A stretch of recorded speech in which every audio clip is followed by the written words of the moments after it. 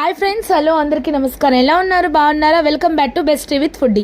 ఈరోజు మన ఛానల్లో మెత్తటి చికెన్ పకోడా చేశాను. చూసేయండి ఎలా చేశాను.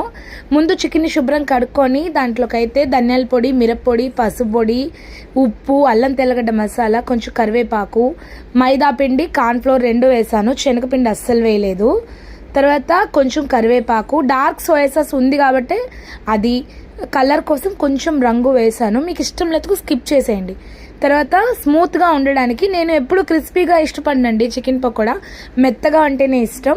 అందువల్ల మెత్తగా ఉండాలి అంటే ఇక్కడ 2 టిప్స్. 1 పెరుగు వేసుకోండి, 2 శనగపిండి వాడొద్దు, 3 వేయించేటప్పుడు మీడియం ఫ్లేమ్ కన్నా తక్కువ ఫ్లేమ్లో ఇలాగ చికెన్ పకోడా వేసేసుకొని 15 నిమిషాలు తక్కువ ఫ్లేమ్లో వేయించుకుంటే మెత్తగా వస్తుంది, చాలా టేస్టీగా వస్తుంది. నచ్చితే సబ్స్క్రైబ్ చేయండి.